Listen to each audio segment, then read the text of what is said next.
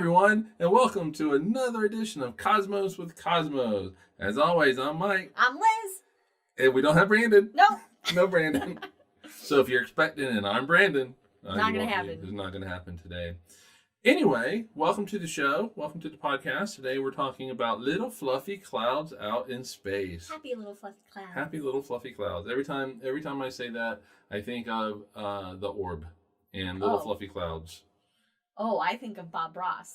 Oh, okay. Painting the little happy little fluffy clouds. So yeah, at Arizona Science Center, we used to play that song, "Little Fluffy Clouds" by the Orb, because it had an Arizona connection to it. I don't know what that song is. Can you sing it? I cannot sing it, but the lady in it that they recorded said that when she was growing up as a little kid, there were always little fluffy clouds in Arizona. Okay. So. All right. Yeah, but you don't see that anymore, is what she said. Just so. Heat Unfortunately, we can't play it on this podcast because we'll be sued. Oh, well then. Yeah. Anyway, let's talk drinks because that's what we do, right? Well, what? Oh, wait, yeah. Yeah. So, Liz, what are you drinking? I am drinking the Rosette Nebula. The Rosette Nebula, which is a real nebula out there in space. And this Rosette Nebula that I have is made of vodka, amaretto, cranberry juice, one more, orange juice, and orange juice. The Rosette Nebula.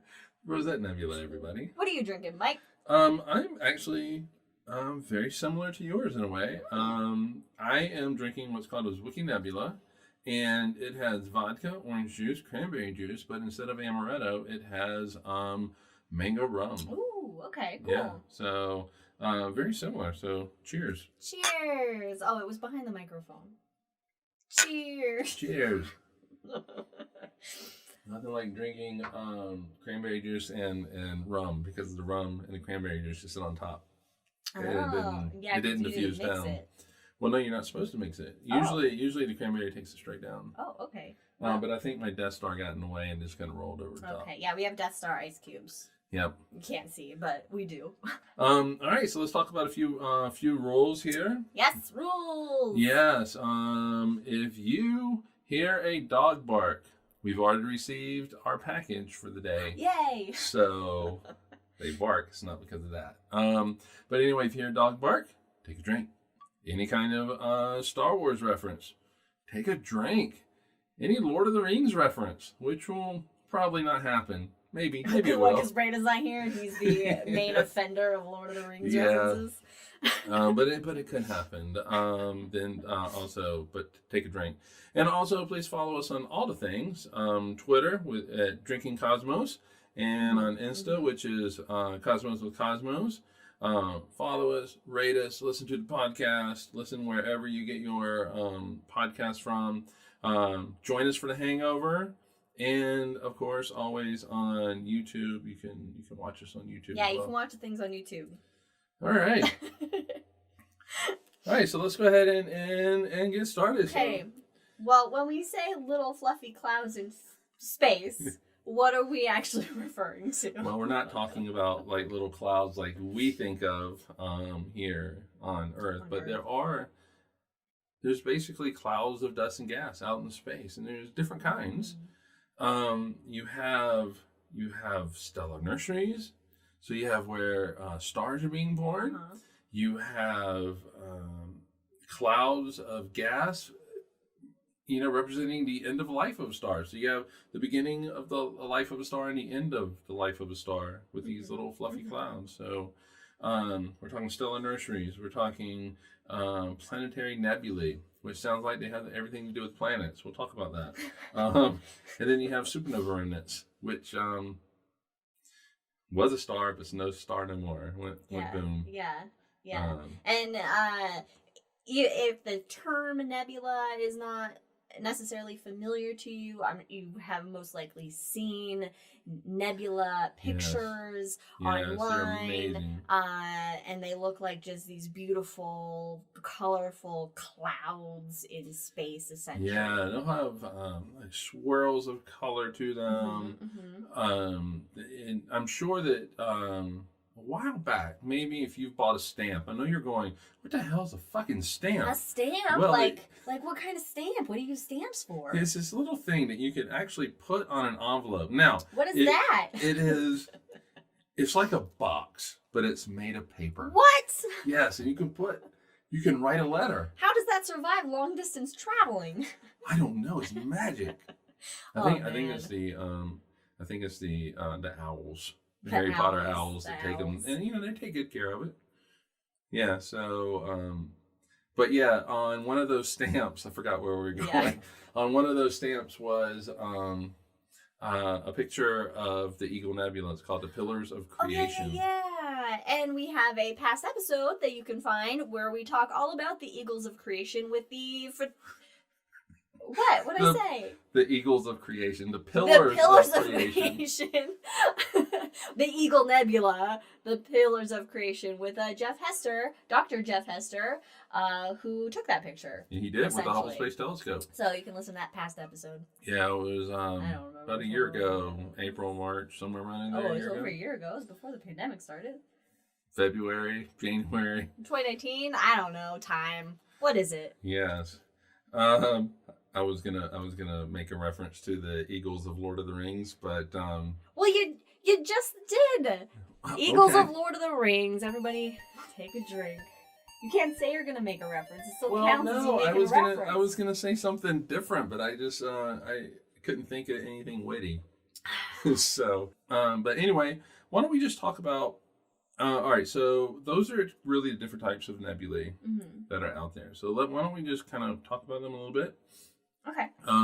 We'll begin with maybe the stellar nursery, because that's the beginning. Yes. Beginning of a star's life. Ooh, right there. I love it. Love it. So out in space, you have these huge clouds of dust and gas. Now, what's interesting though is you really don't find these clouds of dust and gas in like elliptical galaxies, because elliptical galaxies don't have a lot of dust in them.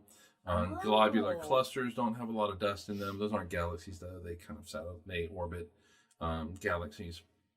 But where you do find a lot of dust and gas is out in the spiral arms of spiral galaxies. So even in the heart of our own Milky Way, in the bulge. The bulge, the central bulge of the Milky Way, you don't find a lot of dust and gas. So you don't have a lot of star formation there. But out in the spiral arms, you do find these things of dust and gas. And probably the most famous one is our favorite. And it is the closest one to us. Talking about diffuse stellar nurseries here. That is the Great Orion Nebula. I love the Orion. Wait, it's the closest one to us? It's the closest one. This is stellar nursery. Yeah. Oh, okay. What's its distance? 1,300 light years away. Oh, okay. Yeah.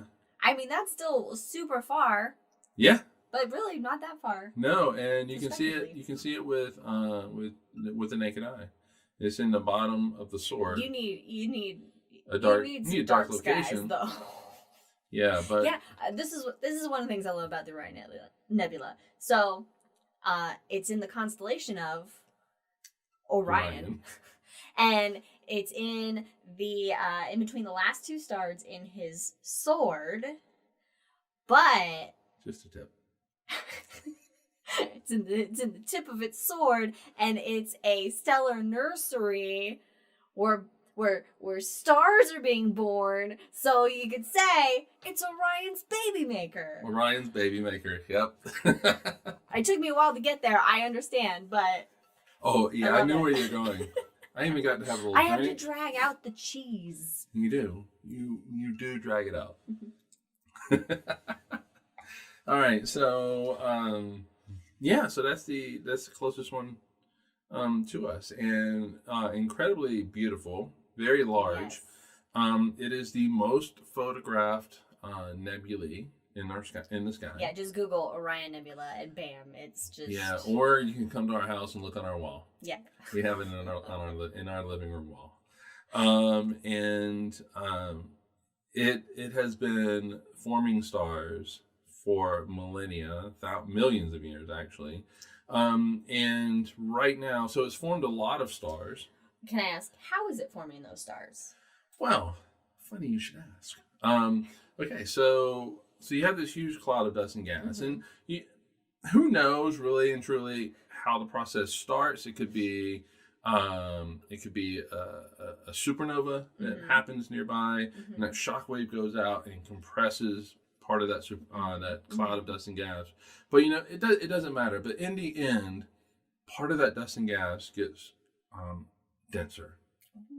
And if it's denser, that means it has more gravity, it's able to attract more dust and gas. And as more dust and gas falls onto this seed, this kernel, it gets bigger, it gets more massive, attracts more stuff, it gets hotter. And eventually it gets big enough and hot enough that in the very center of it, it can fuse hydrogen into helium, and at that moment it becomes a star. A Star is Born. A Star is Born, yes. Starring Lady Gaga. And what's his face? Who is it? Bradley Cooper. Bradley Cooper. That's who it is. Rocket. I can see him, but all right. That's so cool. And so like in these stellar nurseries, these nebulae, you have these different pockets of dense material where stars are starting to form. Yeah, and before we actually see that that newly created star, it is in this cocoon that we call a propelid, and the Hubble Space Telescope has actually seen them. The Hubble Space Telescope taking pictures of the Orion Nebula, taking pictures of the Eagle Nebula. I almost did like the pillars of the eagle or whatever. The Eagle Nebula. It has actually seen these little propelids, these cocoons that surround this star. And the star is forming. Inside of that cocoon is a baby star and planets that possibly have formed around it. And eventually that star will, with its light and its solar wind, will blow that cocoon away, kind of like a butterfly, revealing itself to the rest of the universe, allowing us to see it. It's really a beautiful thing to think about. That was beautiful, what you just said. That was just the most poetic thing. It is the universe is poetic. The universe is poetic. All I'm doing is reciting what the universe has already written, but it's an amazing thing to think about. It really is. And little baby stars. Baby stars. Yeah, and the Orion Nebula is part of a larger complex called the Orion Nebula Molecular Complex. Oh, fancy. Yeah, so it's part of this much bigger thing. But many stars have been created, and the Orion Nebula itself has enough mass to create 2,000 more stars, which won't necessarily do that, but it has enough mass to do it. And then what is amazing to think about, and I think it's sad for humanity beyond, but for us, I think it's just a beautiful thing to think about, is that this isn't forever. The Orion Nebula is probably only going to last about 100,000 more years. And all those little baby stars are going to be the death of it. That light is just going to kind of vaporize the rest of the nebula, blowing it away. And it's called photovaporization. And photovaporization. Yeah, and that's your word of the day, everybody. Photovaporization. Yeah, and so just think about it. You're just here at an amazing time in the life of the universe, and then you can actually see the Orion Nebula. I think my dad is watching and sent a comment via personal text, and he said, I thought it was Barbra Streisand. Barbra Streisand was the original A Star is Born, but I'm referencing the remake because Barbra Streisand and what's his face? Bradley Cooper. Bradley Cooper was in it too. Oh my god. I have a question that I was thinking about while you were talking about that. The propelids that are the cocoons for stars, are those also what's called the eggs, the evaporating gaseous globules, or are eggs something different? Well, that's a good question. They're related. If they're not the same thing, they're related. Okay. So there's these other features that you can see. Yeah, protoplanetary disks. Propelids are protoplanetary disks. No, okay, so I would say the eggs are probably the cocoons. Okay, so the eggs are the cocoons, which are called evaporating gaseous globules eggs. So they're the eggs. Yeah, and They're eggs. I think hatching Hester came up planets. with that. I think Hester came up with that. I like that because it's like they're little cocoons, little eggs that are gonna hatch some planets. Yep. So, and I think the disc is the protoplanetary disc. Okay. So now I want to know who was in there with Barbara. We'll look it up later, or look it up and let us know. Well, your dad can do it. Yeah, Dad, you text me who was in the movie with Barbara Streisand. The Orion Nebula is not the only one that's out there. That like we've referenced the Eagle Nebula. Mm-hmm. That is in the constellation of Serpens, which I believe is near Sagittarius. Serpens is north of Sagittarius. Yes, because Ophiuchus is holding Serpens, isn't he? Ophiuchus, yeah, I think. Yeah, so he's got his two snakes. Yeah, so the constellation Ophiuchus, dim constellation, also technically a 13th zodiac sign. Astrology's bullshit. But Serpens he's holding him, and Ophiuchus is supposed to be a healer, and the snake is in that medical symbol, so they go together. There's a whole thing. Maybe we'll talk about it one day. But not today. But not today. But the Eagle Nebula is in it. Uh-huh. And it has given birth to about 8,100 stars. Uh-huh. And it's about 5,700 light years away, so about 3 times the distance that's a lot farther than the Orion Nebula. And it too will last for about 100,000 years. And if you've listened to the podcast in the past, Brandon has talked about a supernova that occurred near the Eagle Nebula. For a moment, I was like, what the hell are we talking about? That occurred near the Eagle Nebula, and how its shockwave could have destroyed the pillars of creation. That's right. Yes. Yeah. However, that did not happen. And so,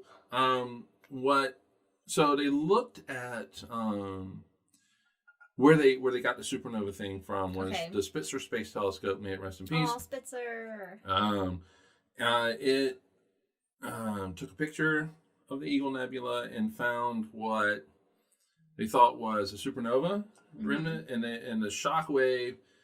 We would have seen it here on Earth 1,000, 2,000 years ago, something like that. But the slower moving shock wave they thought would have torn apart. Oh, okay. However, the Hubble Space Telescope took 2 pictures of the Eagle Nebula 20 years apart and found that most likely, no, that the pillars are still there. Okay. And they will last for about another 100,000 years, like the Orion Nebula. So that means there have been so many amazing nebulae throughout the history of the universe that have long since been dispersed and evaporated and come that we don't even know about. We never will know about. Like our sun. Our sun was formed in a cloud of dust and gas 4.5 billion years ago. And we don't see it anymore. Because it's evaporated. Yeah. And so the question is... Wow, okay. The Big Dipper, those 7 stars, they're all brothers and sisters born from the same cloud of dust and gas. That has evaporated as well. When you look at the Pleiades, Subaru, did we talk about that last time? We did on our Tipsy Stars Drunk Planetarium episode. So check that shit out. Yeah, all of those are brothers and sisters. In fact, you can see 7 or 8 with your eyes, but there's over 400 stars in it. Oh yeah, that's right. And they're all born out of the same cloud of dust and gas. In fact, you can see wisps of that cloud of dust and gas. Oh, you can. Still there, right? Chris Christopherson with Barbara Streisand. Thank you, Katie. Ah, hey. That was Whiplash. Solving mysteries here on Cosmos with Cosmos. Yes, Chris Christopherson is with the Pleiades. I was like, what? He's that wisp of cloud and dust and gas.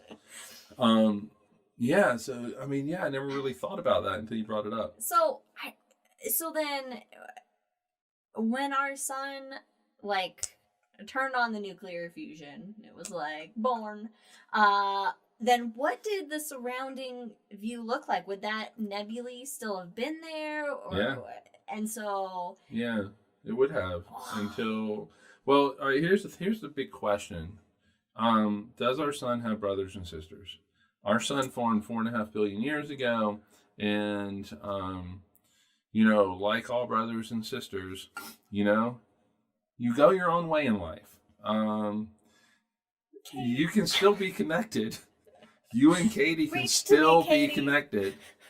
But you do, you know, you go your own way. And so our sun went its own way from its brothers and sisters, if it had any. But I've also heard that, you know, the sun could have been a single star born in this cloud of dust and gas, which is really exceedingly rare in the universe. You just rarely get one star form. It's like Luke, our parents' dog, our family dog. One of them, Luke. He's a Malamute, a big, fluffy, handsome wolf, and he was the only one of his litter. He was an only child, and that's rare. He's a little weird from it, but it's a rare thing. It is a very rare thing. So yeah, let's just say our sun had brothers and sisters, and together they would have, with their solar wind and their radiation, would have blown away. Wow. So basically, the children of these clouds of dust and gas spell the demise of the cloud of dust and gas. Oh wow! It just children cannibalizing. There's a parents. Birth control for you, everyone. Your children will destroy you. Yes. It's true with humans. Happy Mother's Day! Yes. True with humans, true with stars. Wow.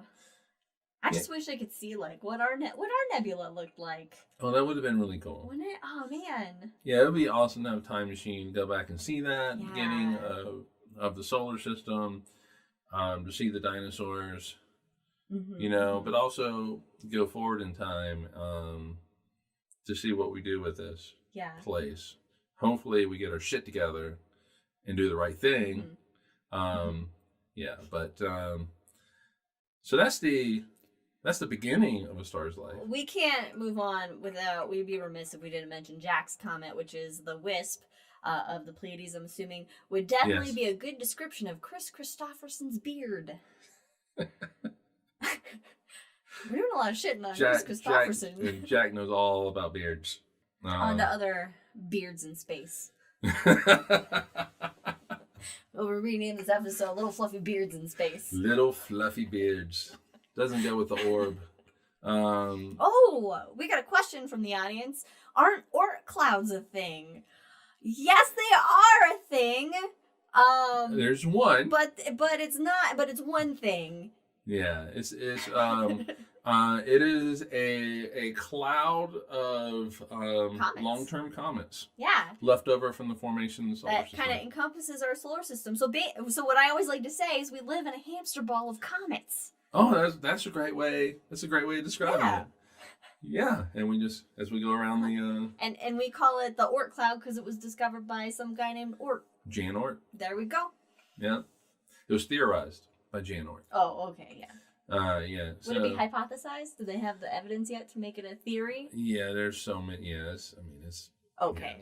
Theorized. All right. The long-term comments. I was just checking. I was just doing a check on your usage of theory. Yeah, no, it's that's correct.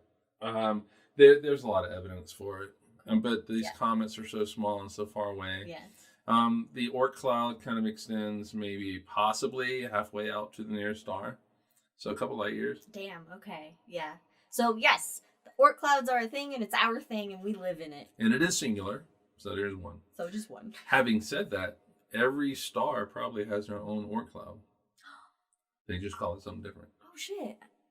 Okay, we're gonna go down a rabbit hole if I linger on that thought for too long. So let's get back into little fluffy beard clouds. All right, so that's the beginning of a star's life. And they go along and they live their merry life. They go around burning their fuel up. Go around burping. Literally, yes. Yeah. They go around the center of the galaxy.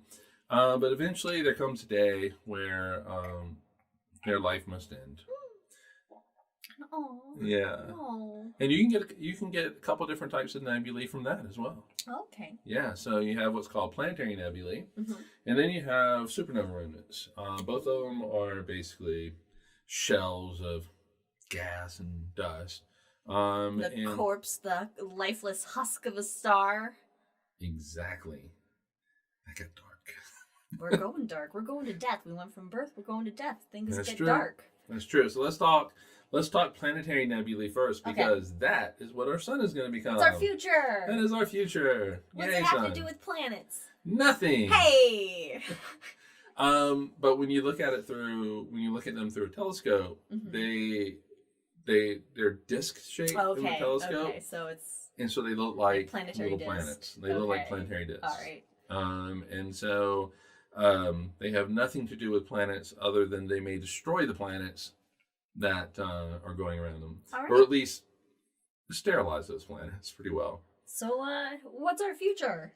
So, as our sun gets older, it's going to use up the hydrogen in its core, and it's going to start burning helium into carbon, and it's going to get hotter, and that heat is going to make the sun expand into a red giant.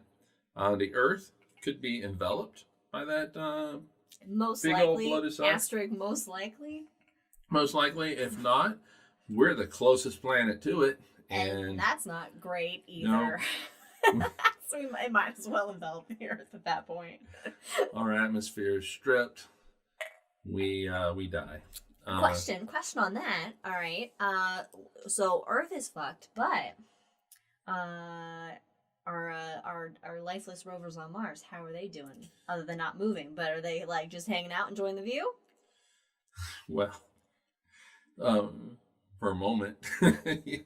I mean, Mars' atmosphere is going to be stripped, and those things are going to be just eaten alive with all kinds of radiation. But, the metal is going to be able to handle it. Well, to be fair, in about 5 billion years when this occurs, well, it'll begin in about 2 billion-ish, but, I mean, those rovers are going to be probably so buried under dirt and dust at that point. Yeah.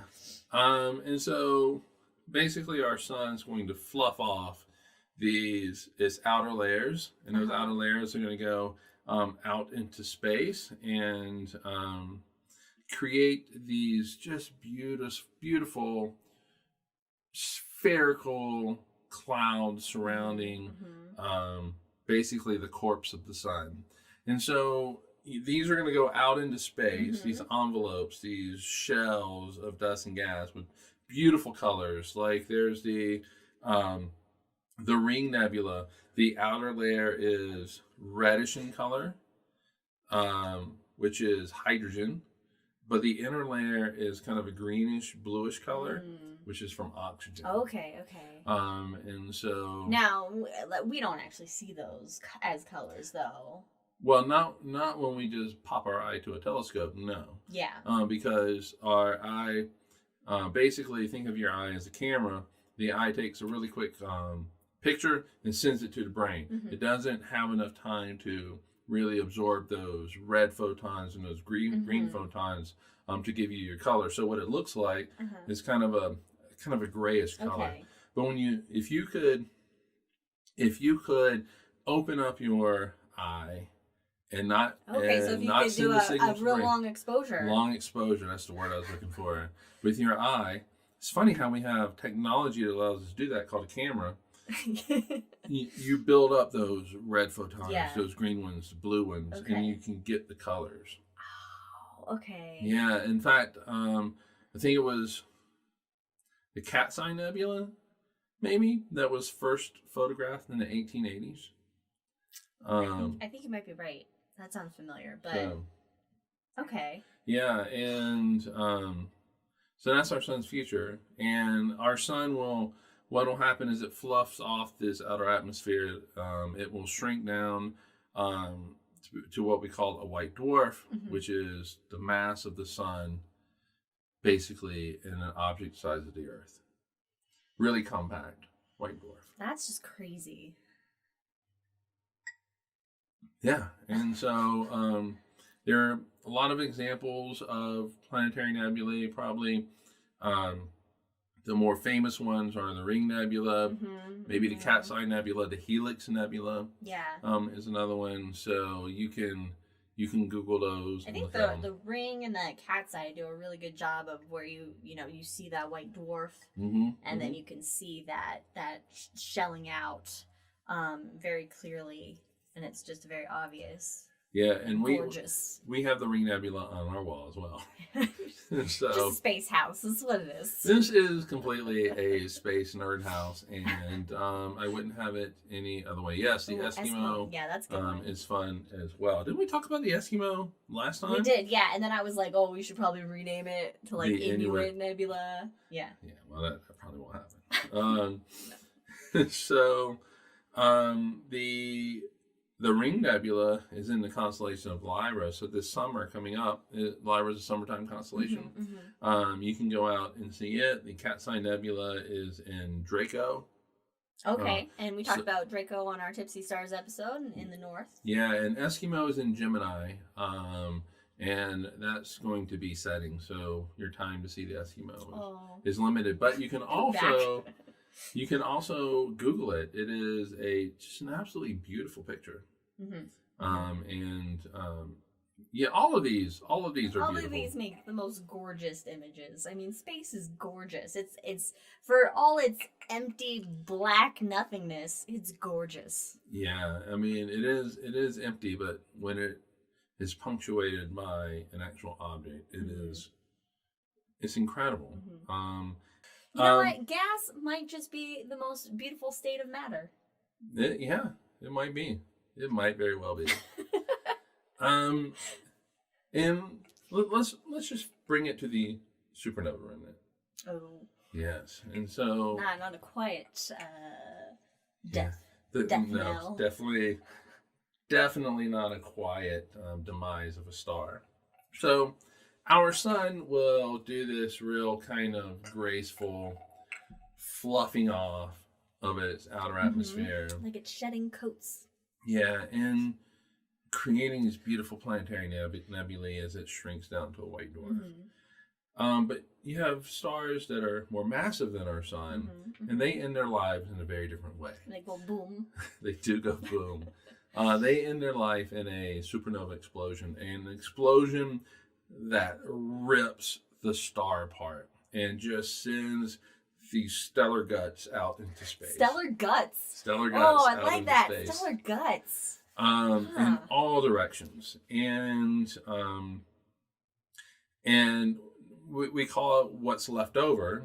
The crime scene of the pictures of this deaths of stars, supernova remnants, and what the star that is the quote-unquote star that's left over will either be a neutron star or in some cases a black hole. But the cloud of dust and gas surrounding it is just incredibly beautiful. And one of the more famous ones is the Crab Nebula, also known as Messier Object M1. Yes, most people know it as Messier Object M1. Yeah, you all know it as that. Yeah. Oh, Katie just made a good point. Stellar Guts is a great band name. Yes. That could be either a punk band or a metal band. It could. I would say either more one. Punk though, actually. Yeah, Stellar Guts. Yeah, because I can imagine some very like Rick and Morty imagery that would be on like the album cover. Anyway. Yeah, and so the Crab Nebula, located in the constellation of Taurus Bull, a wintertime constellation. Which also Jeff Hester worked on that as well. Oh, hey. Yeah. That's cool. And anyway, the Crab Nebula, though, historically, it was seen. It was seen in the daytime. And there's actually pictures, petroglyph, pictograph? Petroglyph? It's on rocks. Petroglyph. It's on rocks. Petroglyphs. It's on rocks. Pictionary? Yeah, I know, right? It's in New Mexico. I believe it's in New Mexico, and I wish I could remember the name of it. But it has in it is a crescent moon, a hand. Oh, is it the Anasazi? The Anasazi one, yeah. And a bright star, and they think that might be the Crab Nebula. But isn't at the same time there's also recordings in China of it as well, and so they could use those historical documents to corroborate the information and prove that the event had happened. Yeah, that true. Yeah. Yeah. So it was seen worldwide, and that was in 1054. Yeah. So 1,000 years ago, not even 1,000 years ago. Just amazing. Yeah, and it's 6,500 light years away, and it has a pulsar in the middle of it. And what's really cool is that there are videos is not the right word, but NASA has turned them into videos where you can see animations where you can see it pulsing. Yeah. And expanding. Because over time, the imagery over time. Yeah. You composite them. You composite the imagery together. And to bring it full circle, what I find amazing is the universe recycles itself. Yes, I love this. Yeah, and so the stars, like the one that created the Crab Nebula and other supernova remnants that are out there, like 1987A, which is down in the Large Magellanic Cloud. Sure. One of the Magellanic Clouds. They send dust and gas out everywhere. And just throwing it up. And some of that dust and gas ends up in another cloud of dust and gas, like the Orion Nebula, another potential stellar nursery. And it compresses that cloud of dust and gas. But the remnants of that old star now become part of this new cloud of dust and gas. And compresses it, it starts to collapse, and it starts to create a new star. And so what is left over, so elements from this original star are now in a new star. And so when you have gold on your finger, or whatever, those were created. Iron in your blood. Iron, yes, it was created in a star before our star was born. That star destroyed itself in a supernova explosion. The iron in your blood went out. Calcium from your bones went out. I'll get there. No. That became part of this cloud of dust and gas that became our sun, became our Earth, and we are what? Made of stardust. We are made of stardust. We are connected to not only the stars that we see, we're connected to the stars that were before. And we are just fundamentally connected to the universe in a real beautiful, powerful kind of way. And that is just one of the real reasons why I love astronomy. Is just thinking about that kind of stuff. And yes, we walked out of a supernova, and that's so very true. It's an amazing thing to think about.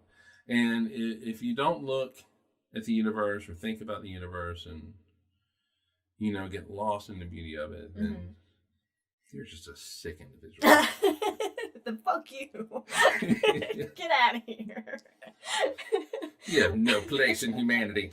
I like how just wonderfully beautiful and emotional that was, and then it took just a hard turn. Yeah. That's how we roll here on Cosmos. Yeah, so I love it. I love nebulae, and I think that is my favorite concept of the universe ever. Is we're made of stardust. Yeah, thank you, Carl Sagan, and thank you, Target. Yeah, for the shirt. Yeah, I know. Target. Technically, it's a pajama shirt, but it's worth it for this episode. I know, right? And you know what? I think that might be where we end it. All right. And then go right on into the hangover. Cool. You have any final thoughts? Just Google the shit out of nebulae. And if you ever have the opportunity to go to a star party or do any kind of telescope, an observatory, like Kit Peak in Tucson, they do tours and overnight things you can book. to see some of these objects with your own actual eyes, Don't do pass it. it up. It's amazing and awe-inspiring, and space is great. It is, and you know what? Also, if you can't make it to a star party, please visit your local planetarium. Oh yeah. Yeah, please visit. Please visit your local planetarium. If you're in Phoenix, Arizona, there's a good one in Mesa. Mesa Community College, they have a good one. Tucson has a great planetarium there. You can always go to Jack's Planetarium as well. Rolling Bluffs Planetarium. Yes. Oh no. Jack does say, do not search shit nebula. The results are not good. No, I would think not. No. So please don't do that. But do visit your planetariums. Go to Jack's Planetarium if you're in the local neighborhood. Go to the Portland Planetarium at OMSI.